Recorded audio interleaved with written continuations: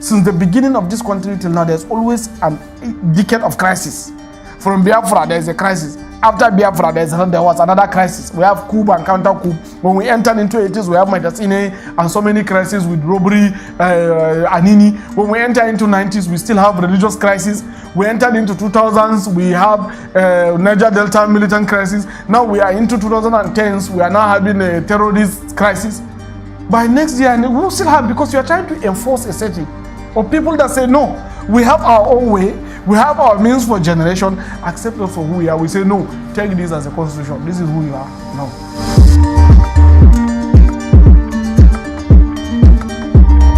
Let's get straight to the point. Let's begin by clarifying a few issues that come up when it comes to you and IPI solution. There was a report by People's Gazette that the CBN paid IPI solution the sum of 136.8 million naira to create a platform to rival Twitter. How do you react to this? Was there any such? No. In fact, when I saw the report, I was laughing because I know how much we lost in that particular project. The project was awarded to us in 2017, long before everybody knows even about Twitter controversy. And we were eventually paid in 2019. After we have completed the same project within the same year, the contract was awarded in 2017. And when the project was awarded to us, it was awarded at the cost of even 305 to $1, and we were eventually paid at 390 to $1, losing almost 100 naira for that particular project per dollar, a project of about 500 and something thousand dollars. So you can imagine the amount of loss we've incurred. And we delivered an efficient service. I think it's upgrade of Microsoft infrastructure to an agency in government, which I don't need to mention directly. So I don't understand where the topic of federal government paying us money to develop CRO. CRO is 100% funded by our internal profitability. Nobody has ever contributed anything for the development other than what we have from within IPI. Okay. So you can categorically say that that publication was false. 100% false. In fact, I think some people were able to dig out the contrary part of the story, countering what People's Gazette said. I wasn't on Twitter, but I learned that some people published such things on Twitter. It's not possible. 136 million naira can never build a platform like CRO. Let's talk Twitter ban. We know where you stand with Twitter ban. Have you changed your mind on that? I don't. I will not until Twitter decided to also change their own policy that affects our countries. Wait, what's going on now? Do you still think it's fair that the government banned or suspended the use of Twitter in Nigeria? Yes, I think it is very healthy that Twitter should be suspended. You see, this kind of companies like Twitter, for instance, they profit using two sides of the market. I operate in that industry, and I also participate in several classes, several lectures in this kind of program. I read so many books about platform capitalism. In platform capitalism, you make profit by either economic opportunity or political opportunity. Where it brings about political opportunity, usually they leverage on crisis to succeed. Perhaps Twitter is not making profit in Nigeria, and there are so many people that enjoy being on Twitter. And Nigeria is having so many crises all across board, and there is deep level of division between North, South, religion, this. So they decided to amplify that so that they can maximize political opportunity. Maybe in the future they will convert it to, of course, economic opportunity. If you check the number of people that are on Twitter prior to their controversial involvement in our internal political crisis, you will see why they will have to do that. When Twitter started operating in Nigeria, as at the time Facebook was 40 million users, Twitter had 9 million users. And when they started involving deeply into controversy, Twitter now have 40 million users. Why don't you think they will not continue to do what they are doing?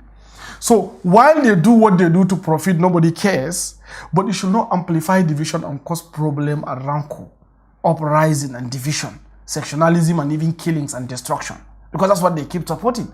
So if they go in that direction, they are trying to tell us that they are trying to reenact the script they did in Egypt, the script they did in Libya, in Syria, Tunisia, and so many other countries in the Arab Spring, where you have so many crises that brought down the countries and sometimes even brought down presidents, resulting in a lot of destruction, which Nigeria is not ready for. So the best solution is we tell them, if you are in Nigeria to enjoy economy, then register in Nigeria, pay Nigerian tax, hire Nigerian labor, have office in Nigeria, then we now know that you are serious for business in Nigeria. But if you can stay from the black market side and amplify divisions and rancor and disharmony in our land, then you should get out until you conform. That's why I support the ban, 100%, not ban, suspension. Have you considered the cross-section of Nigerians that use Twitter for their day-to-day business activities? I did. And I can tell them that there should be Nigeria first before they can do whatever it is they are doing on Twitter. If Nigeria crash like the way we saw in Libya, who is going to have time for any daily activities? After all, we have Facebook, we have Instagram, we have Chrome, we have WhatsApp. They can go to other platforms and still do their daily activities. You must not do it on Twitter, because you must have a country first before you can claim to be a citizen. Now we know what happened in Egypt. In Libya. Who is the president of Libya? Nobody knows. But then, prior to all those crises, Libya was one of the most stable, most healthy, and most advanced country in Africa. Where is it today? Because they decided to listen to social media warriors. So we should be very, very careful about the way we attend to all those kind of platforms that come with no interest in Nigeria other than to maximize their political opportunities. I'm slightly worried about the timing with which this ban or suspension came in. It came at a period where the platform deleted a tweet by the president. So if we're banning Twitter because it's causing, according to you, it's causing anarchy in Nigeria, why is it coming at a time because the platform deleted a tweet by the president? I really don't know why the government decided to even delay the suspension. Because if you remembered, in October, I took Jack Dorsey and Twitter to court for their direct involvement in NSAS movement. NSAS is principally a local youth movement that are not happy with the current happening in the country and want a better country. So this is 100% our legitimate right to protest in the interest of advancing the cause of greatness for our country. And suddenly you now have somebody who is happily sitting somewhere in another world creating a Bitcoin account and asking people to donate to continue, even when destruction has started happening in Lagos.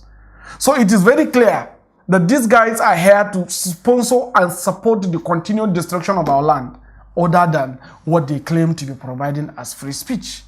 Now, why will government delay their suspension even as at the time we took them to court? I don't know. But Twitter will have to define its position. Is Twitter a platform technology or a publisher? If you are a platform technology, then you allow everybody to do what you want to do, provided they did not violate your governance rule. But if you are a publisher, then you should define who should see what content. But we don't know what they are. I know if, supposing I operate a media organization, that means I'm a publisher, so I can define who should see what. But in the case of Twitter, they are acting both as a platform, as a publisher. That's grossly not serious, especially to countries like Nigeria that they feel like they can do anything they want to do. When a president is saying his own mind based on the way he wants to approach tackling a security situation that is bewildering the nation, Twitter said they don't want to hear that. Meanwhile, when criminal elements are saying whatever they say, Twitter decided to say we want that amplified. Then Twitter has taken side, and Twitter will have to pay the consequences. Let's talk about insecurity.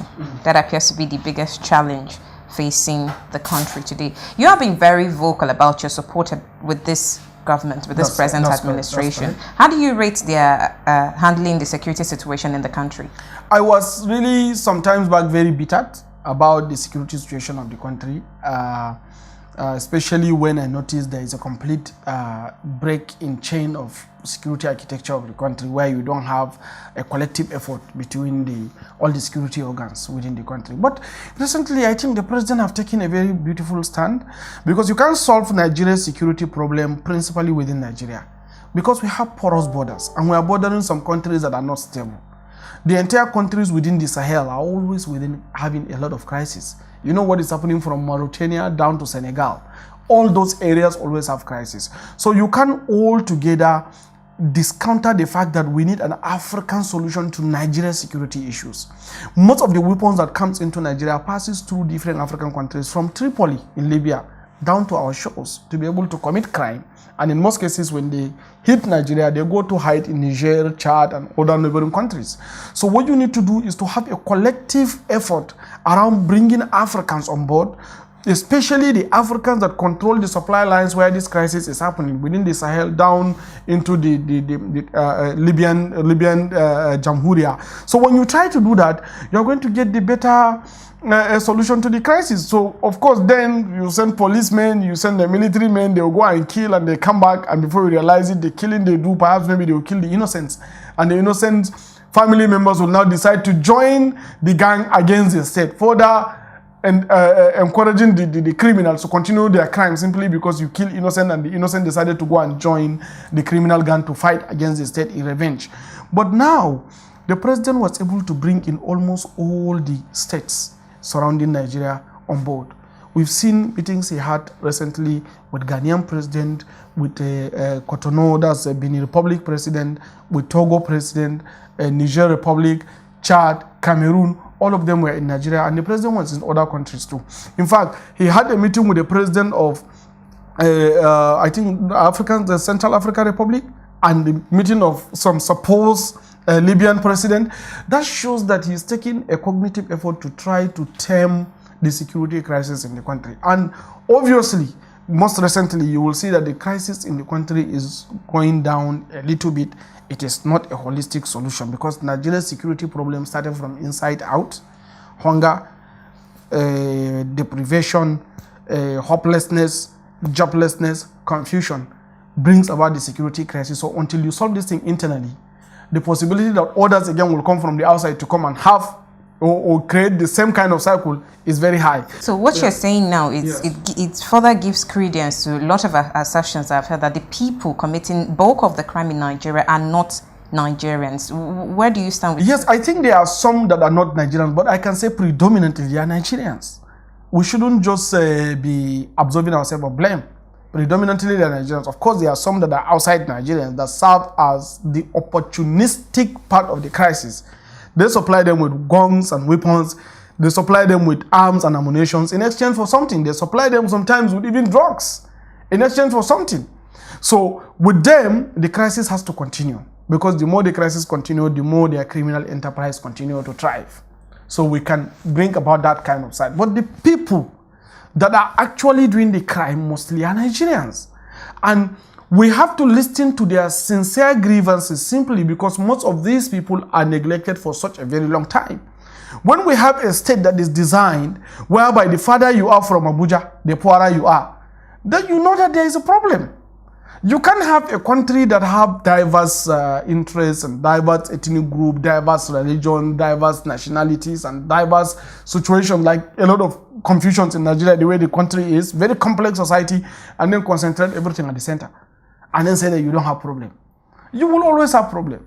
So the earlier we understand that we need to distribute power to other regional centers of authority in Nigeria, the better we secure our land. But the more we say we are going to hold something in Abuja, the farther you are from Abuja, the more alienated you will feel, and of course, the more angrier you become, and of course, unjustifiably so, the more criminal you are likely going to be. But you think this administration is handling the security challenge reasonably fair? Yeah, recently actually, although albeit very late, but I think recently. But you know, there are still students that are held in captivity. Mass abductions of people, students are still ongoing. And you still maintain that this administration is handling security challenge? Yes, actually, fairly recently, the administration is doing its best. It's actually very, very wicked for the kidnappers to be taking students. You know, students that cannot give you anything, but simply because they think that it's only when they catch students that they get international attention, following Boko Haram template of Chibok girls. So everybody now become a tech student as the victim of their vengeful or maybe criminal enterprise. So, but at the same time, if you look at the current security situation, I think it's getting less and less. And we hope that the students should be released quickly. Okay, let's talk about your app. Yeah. Help me pronounce it correctly. Crow. Because it's a community application, we refrain from forcing a name on people. Some people prefer to call it Crowy. Some people prefer to call it even Cowy because of my love for cows. And some people say Crow. It's fine. You know, because it's a community app, people should define it how they want to call it. So I'm fine with the name Crow. I don't know how, so that's the name actually. Okay, so talk to us. How does it work? Is it similar to Twitter? No, at all. In fact, our app is nothing like all the other social media people see. We look at African context in the social technology platforms. That's how we design the app. You know, all those foreign technology come to Africa for the purpose of surveillance capitalism. I survey you, I get your interest, principally in the interest of national security of their mother countries.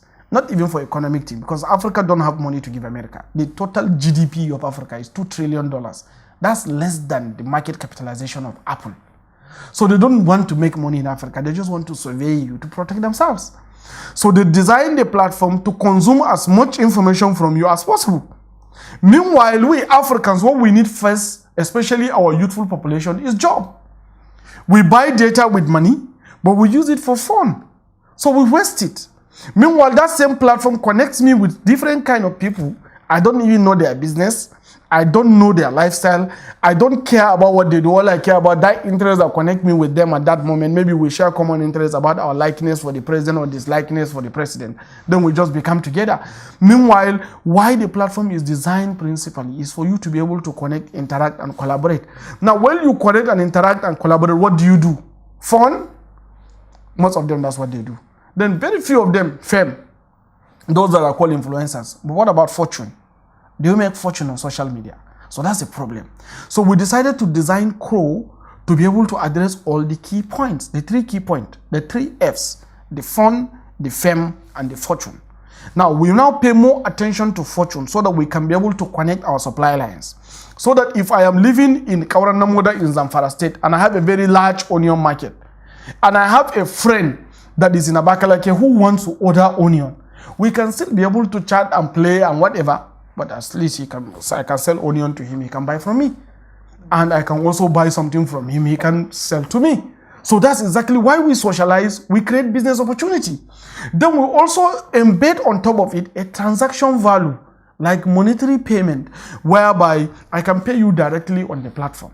And then there is an insurance guarantee covering the transaction so that should you pay me and I did not deliver, you can reclaim back your money. So it's not just a social platform. We need jobs, and there is no companies in Africa that can provide the job opportunities that we are looking for. Currently, I think we have about 69 million Nigerians that are out of job. And by 2045, it is projected to have about 250 million of those that are not going to do anything if they don't have job. And again, you hardly see someone growing from childhood to adulthood without knowing at least one thing that he can exchange for value. But most of us are configured to think until we are working in a bigger office, we cannot be able to make that money. And that becomes a problem. Everybody is throwing CVs around. Now, but you have a talent. Why can't you use that talent on that same social platform to make money? Why can't those housewives stop being just housewives, but while still they are in the house taking care of their children, yet they can be able to make money? You know, why can't those people that are having data in their own rooms or maybe playing in other places or cafe still be able to make money? So that's the whole concept of Crow. So we designed it as a social collaboration tool that will enable people to exchange value and grow. So you can have your phone, you can make your fame, and then you can make fortune, which is something that the foreign social media technology don't provide. Again, we make it easy for you to transact. You can go to buy Pepe in the market and use a barcode to scan and pay them using their Crow account straight, and they get their money. And whenever they want to cash it, they transfer to their ATM account to go and cash. So that's exactly how we designed the application. One of the most fantastic innovations in Africa. It comes up at a time where the Nigerian government just banned Twitter. Yeah. How has the reception of Nigerians to Crow been? How would you say it has been? Because of my direct involvement in platform politics, you know, most Nigerians felt like I was taking advantage of the downfall of Twitter to be able to advance Crow. And it's unfortunate because personally I am in that field. This is my field of study, platform technologies. Now, so I understand what they do. And if I happen to be one of the Nigerians that understand the game properly, and I'm supervising the destruction of my country without talking, I'll be consumed too. I may say maybe I have some money to run to one place and go and hide, but my country is destroyed. because by the direction that Twitter has taken, if we decided to allow them to continue, I am telling you, we won't have a country. If I had not taken Jack Dorsey to court that very moment, that country will have been destroyed by now. I'm telling you this, you can write it down. Because they are very serious, very, very serious. Immediately I took him to court, he decided to abstain, quickly. Because he knows the consequences. He's the CEO of a publicly liable company, and Twitter is a publicly listed company. Any crisis that involves law can hang on their neck for the next 100 years. So they decided to abstain because that's the only way to attack a platform company. Don't attack them with power, with state authority. Go to law. Then they stay out. What I did was to act in the interest of my country, even above my own business interests. And we were able to push them out quickly to be able to save the country. Now, but some Nigerians felt like I'm against Twitter, therefore I'm fighting Twitter. I want to take them out so that Crow can come. No, that is never the case. Twitter and Crow are very different social apps. If you log into Crow, you may even say maybe we're competing with Instagram because of the content demand on the app. We're not microblogging. Our business model is completely in tangent with that of Twitter's business model. My only problem with Twitter is trying to involve in our social politics. That is likely going to bring about destructive part. So that is why we went against them. But we are not competing against Twitter. In fact, as long as Twitter tries, we will even use Twitter to advertise our app, because we need Twitter even to advertise our app. But Twitter and Crow are completely different social apps with different proposition and different social model that brings that is into Nigerian market. Ours is different from almost all the social media apps. So we are not really competing against Twitter. Given your stance in the support of this administration that is gagging not just Twitter but social media, because we're hearing NBC regulation and stuff like that, why should Nigerians trust your app, considering the fact that you stand, you're a very vocal supporter of this administration? So why should we trust I'm a very vocal supporter of the president because I believe in his sincerity. And I'm a very vocal supporter of Nigerian government because I believe my government is always better government than any other government in the world. It is my personal principle, you know. If President Buhari is not there, the next person that comes there, provided is Nigerian elected president, you see me also supporting him. It is my personal principle. But that does not mean that what is your property right is a property right of the Nigerian state without the law. Because right means there is a law governing your ownership of that property, which is your data. Your data is your property right. In fact, that's part of our privacy statement.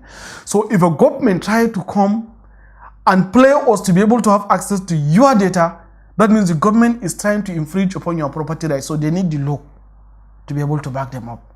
And for them to get that law, you know the procedure. They have to reach out to you. There must be education before we can now be able to release data. We will never release any other person's data. It's not going to happen. And the issue of regulation that NBC is coming up with, fantastic. What are they going to regulate? They are not technology platform. They are just media regulators. So they don't understand the workings of the technology. And that technology is where the data gathering takes place. Not at the publishing side, but at the data aggregation side. That's not their field. Their field is just media. And regulation means buy license so you can operate properly. And when they buy the license, they are paying money to Nigeria. That's why we applied for NBC. We are the first social media app that applied to get NBC license. Immediately, even government announced it. We want to do that. We don't believe that we should have, in a third world country, it's very bad for us to operate a system whereby the bird, you just allow the bird to fly anywhere. Even the United States, they don't allow a bird to fly anywhere. They have a cage. And that cage is the law that everybody must obey. And that cage is bringing down presidents. That's what even brought down President Donald Trump. Impeached because he was trying to go against the law. So that cage is the law. And that is what Nigerian government is saying social media platforms should submit to the law of Nigeria. So I don't know what is wrong in that. Because if they are obeying the laws in their land, they have to obey the laws of our land. Why do you think United States Congress will call Jack Dorsey, will call Mark Zuckerberg, will call Tim Cook to come and submit to the Congress and explain some details around data privacy? Why do you think they do that? Because they submitted to American president. Can Nigeria write to Mark Zuckerberg and ask him to come to National Assembly to explain? Nothing. Why? Because Twitter Nigeria Limited or maybe Facebook Nigeria Limited is not registered. So they have to come and register, pay Nigerian tax, obey Nigerian law, give more money to Nigeria so that they can be principal stakeholders of the Nigerian project. That's just it. I think it's a very fantastic proposition. There were speculations that Google app deleted a crow from that crow was deleted from Google app because of some defect it had. What was going on that period? Yeah, frankly, there were a lot of attacks that went on Crow. I think over 1 million requests was passed over to Google based on our review on Google Play Store console that it should be taken down due to my stand, on this particular platform politics. I call it platform politics. Was that the real reason? That wasn't the reason. Because at that moment, it happened that we were carrying out audits on the same platform about our terms of privacy right, and also the engineers are working to improve the code, which we are also sending as an update. So there are multiple activities. You have a report, you have audit review, because some people are saying that we plagiarize Spotify. It isn't the case. But in my nature, I asked my lawyers, go through these terms one after the other, line by line. Let us try to see if there's any plagiarism, an iota of plagiarism. Although we know that the principle of operations of platform technologies worldwide is the same. So there are places where we correlate by law, and there are places where we differ due to countries. We have NDPR, they have GDPR, and all those kind of things. So, but I asked my lawyers to review. While that review is taking place, we are on that page, Google flagged it as an appropriate action. Take the app down, fix it, and then bring it back. We now accepted the link, and then the app was removed. And suddenly people said that it was taken down due to their report.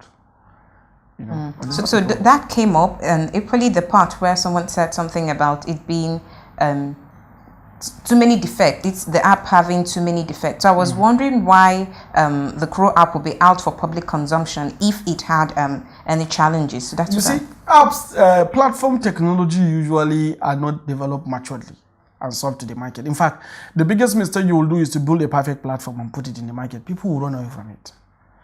It's a community application. People must participate in its development to own it, because you need people to own it. So you always release it and then learn from people and then improve upon it and then get back and improve upon it. You finish your own local engineering from within your own factory. You manufacture, you arrange, you tile, you filter. You did all your tests. Then from there, you need also people's opinion. So when you put it, somebody will say, no, this icon is not correct. No, this thing is dragging. This place is slow.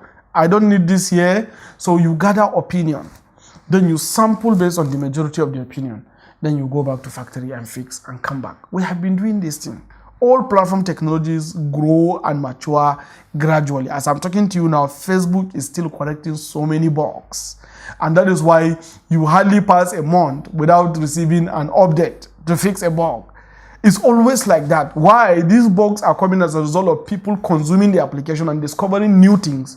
Then you have to go and re-engineer the application to be able to satisfy these new things. So Google in the first place will not even allow you to publish the application if they did not authenticate all through the lines and all through the codes. It is a natural thing. So anybody that is saying is removed because of defect, those persons don't understand what it means to even publish on Google in the first place. So it has nothing to do with the defect. The defect is naturally there on all applications. So the only thing is that we always try to keep to improve it, but that's not the case. The case is we were flagged as inappropriate action is taking place on the console, and we decided to take it down. Is it back up now, or still? No, not yet back up. In fact, we are supposed to bring it back up on Friday last week. So during stress testing, there are some people that we are using for a stress test, about 1,000 people. So during the stress testing, we now discover another issue again that we need to correct. So we decided not to put it back. Due to the removal from Google Play Store, we decided to take that advantage to perfect some of the defects that we have been receiving, the complaints.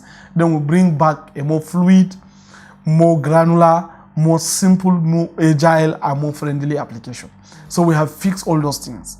As I'm talking to you, we should be able to be live in store within this week. Okay, so Crow is coming back on Google Play Store. Definitely. Are you affirmative that over time it's going to be very welcomed by Nigerians? Yes, I know that some Nigerians may say yes to it seriously, and some Nigerians might say no to it. But over time, Nigerians will come to understand clearly that our target is our country, so that we can retain value home and grow our local systems by leveraging on the local economy for export, so that we can be able to attract external value. So they will come to understand and they will come to love it. But naturally, some Nigerians will say no, some Nigerians will say yes, but gradually Nigerians will come to understand our stand. Okay, let's digress a bit. Let's talk about separatist agitation. Yes. We're talking about the calls for secession. You'd agree that it has been going on for quite a while now, and with each passing day, it's as though it's gaining momentum. It first started with Nnamdi Kanu and IPOB. Now we have Sunday Igboho with the Republic of Oduduwa, or Oduduwa Republic as it's called. Where do you stand? You were a 2019 presidential aspirant. How would you have handled the calls for secession as it is today? Yes, if not because of the criminalization of the actions, I think it's okay. You see, countries evolve this way, naturally. If you check the history of global evolution of nation state, we started from empires, where one small country called Britain is controlling 1/3 of the entire earth as one country, under one supreme leader. And then we now broke into continents. Gradually, we now broke into countries. It is natural that we should devolve power to regions. It's a natural evolution of order. It's just a normal thermodynamics principle. So the fact that you have people from the east saying we need some level of control, people from the west are saying we need level of control, from the north and from the south are saying the same thing, it means you have to listen to them. But it should not be a criminal agitation. It should be a reasonable constitutional agitation. But the situation whereby it has transformed into criminality, where you have killings and attack of state institutions, then you become somebody that should be treated as a criminal. And that's why the proscription of IPOB and Nnamdi Kanu as terrorists become justified. You can't 100% separate his actions from Shekau, because he's evolving to be the next Shekau. Shekau started that way. So it's a criminal action. That is where the problem is. But the agitation makes sense. Not to separate, but to have some reasonable control. Nigeria cannot continue as a unitary state. It's not going to work for us. We must devolve power. We must devolve authority from the center to the regions, to even states, even to local government. And there are so many countries that have devolved power based on these kind of complexities that they have. I always give the example with Russia. Russian Federation have 22 countries with presidents and parliaments operating their own systems within Russian Federation. Most example, you can take Tatarstan. They even have their foreign policy. The only thing is that after your election, you come to submit to Russian Duma. Moscow will now approve who should be the president. But they are now living in one country. Why? Because they have control and a sharing formula for the resources that is coming from that region, and a representation from that region to the center. So we can be able to have this kind of structure. But we cannot have one president controlling one security, controlling one government economy. It can't work. So the agitation makes sense. But the approach is where it now led to desperation and criminality. That's where the problem is. So me, I support the devolution. And the devolution should be done reasonably, so that each region can have certain control of their resources to a reasonable extent, where they can also contribute to the making of the center. But the situation whereby you have a criminal action taking place in the name of agitation, then now become a complete confusion. Because if supposing a Shekau, who is saying that he wants to break out from Nigeria and create Islamic Republic in that region, or Nnamdi Kanu, he wants to break out and create Biafra Republic, how is he going to go? You are within the center, like surrounded by Nigeria. Where are you going to trade? Even if you fly from that your country to any other part in the world, you are passing through Nigerian airspace. How? Now, you cannot be able to have a country without at least one principal member, national security member of the United Nations, backing you up.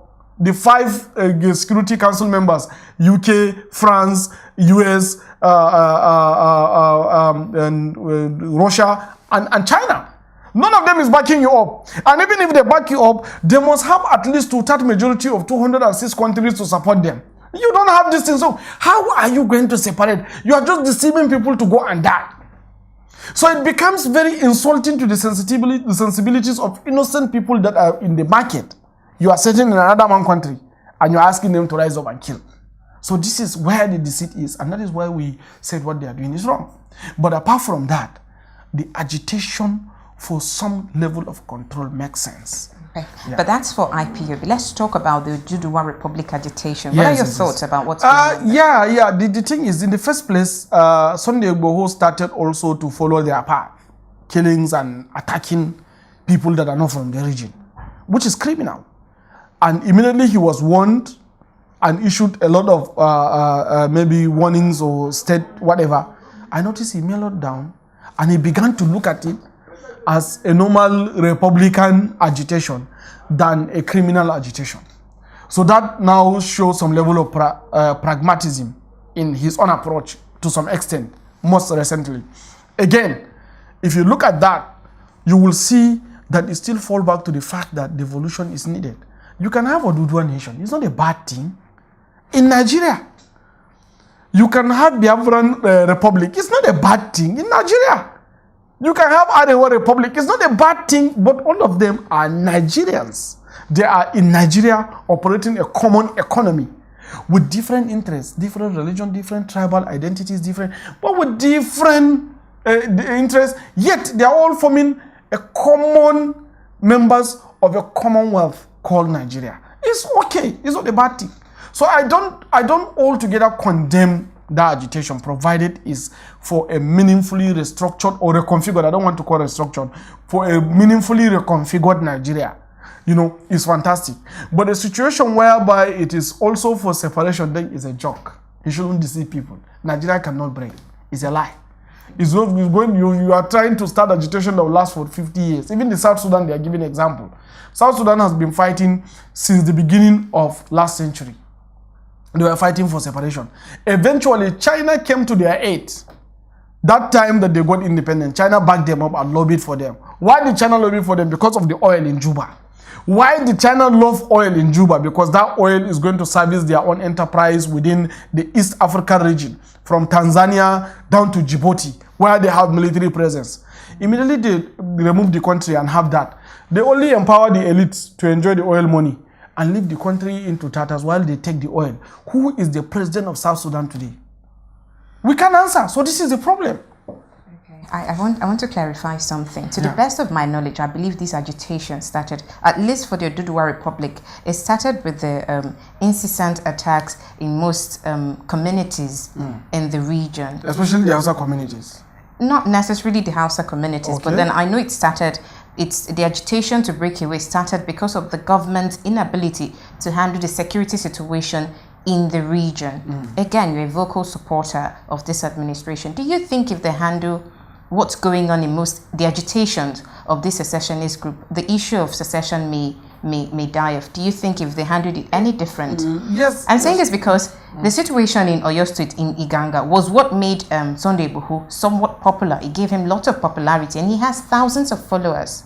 He kept screaming because of the attacks people in the region kept having. They said it's by armed Fulani herdsmen. So that's what he decided, that since the government cannot protect the people, he would take it upon himself to protect the region. So I'm throwing the question to you now. Do you think if this administration had handled security any different, this secession agitation from the Oduduwa Republic may not have come in? We may decide to say it's baseless or it doesn't hold much water, but it is there.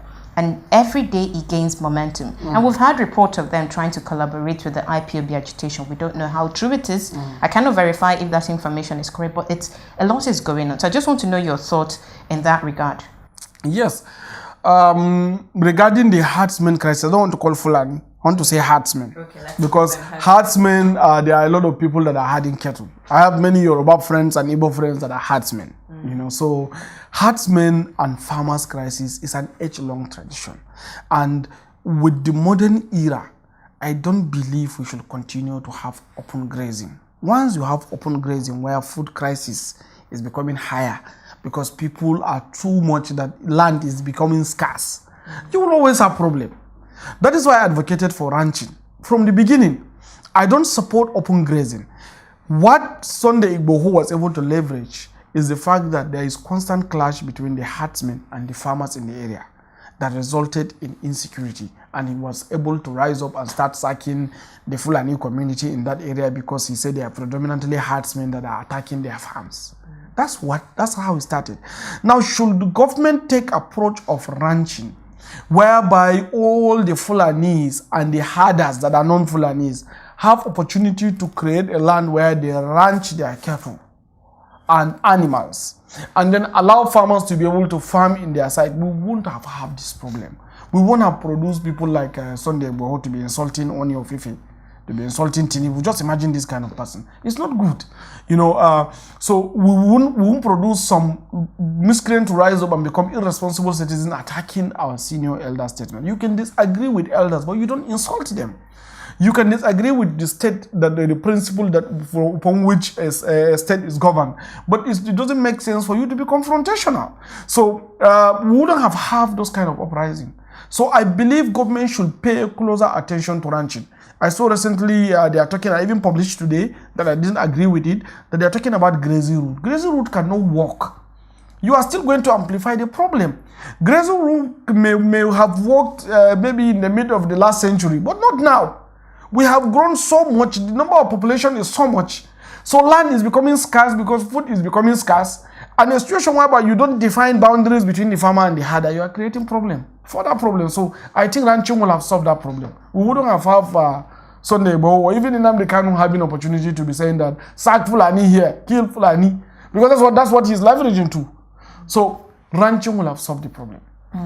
Okay, let's talk about 2023 election. Yes. The country is gearing towards another presidential election, and there are talks about rotation and zoning. While people are saying the next president of Nigeria should be someone from the south, others are saying it is time we have an Igbo president. And I just want to find out from you, would you support an Igbo president in 2023? I really don't know why your identity define your office. We're not why identity we should defined. continue to do that. That's what it is. Igbo president, Yoruba president, Hausa president. Because the talk Fulani is coming president. up. We're hearing talks of rotation. Have you not Yes, heard? I We've noted heard about talks that. about But why- zoning. but why- It's coming up. But why do we always keep doing that in this generation? That's the problem. That's it. So my own belief personally is that we should pay attention to where the interest of the country is better served. And I believe if the youth will understand this thing, I think we have a better opportunity now to be able to define that the rotation should not be between the youth and the class that has failed the country, because there is a class that failed the country and they know it. We shouldn't be sugarcoating about that. So why can't we have fresh air in the system driving the process? Why can't it be rotation now? Why can't it be the turn of the youth? Why can't younger population pay attention to the way they are governed and take responsibility to govern themselves? So for the situation whereby we keep agreeing to Fulani president, Igbo president, Yoruba president, Hausa president, TV president, Isiekiri president, we will all be in this situation for a very long time, and there is always going to be division and killings. Because when Obasanjo became the president, the Yorubas felt it is our right to be the president, and there you have OPC crisis. You know about that. Again, we now have Yaradua coming in. The Niger Delta said they don't agree with him. I think he was able to talk to them and they agreed with him. And suddenly Jonathan came and they said we still have to start bombing. Now, because it's our man. Similarly, we now have Buhari and we are now having Fulani herders and farmers. What if we have an Igbo president, now what is going to happen? IPOB is now going to also become a national terror or disturber. So this is the issue. So we must get out from that shade of being a Fulani or Yoruba or Hausa or Igbo or whatever tribe. We should try to look at what interest of Nigeria is better served. And I believe the interest of Nigeria will be better served by the younger population. Sincerely, the current set of leaders cannot be able to serve the interest of Nigeria because they thrive on this division. And until you are able to create a clear dichotomy between a section that always believe in division and a section that believe in the common good for all, then we will always be falling into this kind of crisis. So you're supporting youth involvement in politics? Yes, I'm supporting youth involvement in politics. In fact, I had a lady yesterday saying that she would rather support no matter who, even if it is a god from her generation, GOAT, from her generation, than to support an elderly class. I'm tempted to believe with her, but I don't agree. How would you rate the involvement of youths in politics right now? Mistrust. The youths did not trust the elders, and they also don't trust themselves at the same time. Do you blame them? I don't blame them, because trust of politicians metrics, if you check even with World Economic Forum, is very high. Out of 140 countries, Nigeria emerged as number 138. We don't trust the authorities, and it's a problem. Why? Because of so much long time of disappointment. Now, the fact that you don't trust the people that disappointed the system does not invalidate the fact that you need to trust a new set of people. Not completely, but at least with some certain level of authority to be able to define the way your governance model is. At least take another direction. We call ourselves the generation of disruption. Why can't we have a group of people that will disrupt the model of governance in Nigeria and then create a new model that may work in the interest of all? After all, Nigeria's making is an economic setting. It's not a political setting. When the colonial masters came, they find us all with our own political settings, at variance with other regions. And they decided to accommodate us to maximize economic opportunity. Now that they have left, our leaders now began to convert it to political opportunity. It is time for the new generation to come and say, look, we're going back to economic opportunity. I would rather buy things in a bar, like we're buying some apron. We got it cheaper in a bar than any other place in Nigeria. So we ordered that Aba should produce 1 million apron for us, for one of the programs we're about to roll out. Why? Because it's economy. So I don't need to care who is behind it. All I need to care about is my service delivered. That's actually what makes Nigeria. So we should just pay attention to the economics, and we need leaders that can be able to define this model, away from the previous model that is just produced nothing to us other than the social and killing and dependency on oil. So I believe Nigerian youth should trust themselves and try to take some level of responsibility. They should stop taking the back seat. Okay, and hopefully by 2023 we would have a younger person in office. Yeah, hopefully. Okay. Yes. A whole lot is going on in Nigeria. I'm coming to the end of this interview. A whole lot is going on in Nigeria. We have mass abductions, kidnapping, insecurity, calls for secession, a whole lot. And quite frankly, given glaring reasons, it's as though this administration is not doing enough to handle the situation. How do you propose we move forward in Nigeria? How do you propose we achieve a better Nigeria for all of us? Because at the end of the day, regardless of tribe, regardless of religion, everybody wants a better Nigeria. That's true. How do you propose we work towards achieving it? I believe the best way to fix Nigeria's problem is to accept Nigeria for what it is. For a very long time, the leaders we have in this country are just pushed by ideals of Nigeria as a body, neglecting the fact that this Nigeria is a making of different interest groups. So accept this interest group for who they are. Nobody chooses to be an Igbo man or a Fulani man or a Hausa man or Yoruba man or TV man or what. Nobody chooses to be that. Nobody chose to be in the Southeast or South. We were made there. So where we are is who we are, and we should be taken for what we are. And our interest should be respected for what it is at its own level. So it is that definition that is going to fuse Nigeria. I started saying that what connects us is the economy. It's not the politics. We can never be politically the same, because all of us have history for generations, and we have inherited these generations into our cultures and traditions. So this is who we are. Accept Igbo man for his costumes and tradition in Nigerian state. Accept Yoruba man, Fulani man, Hausa man, Isekiri man, Ijo, Jukun, TV, Chamba. All the tribes, accept them for who they are in the Nigerian state.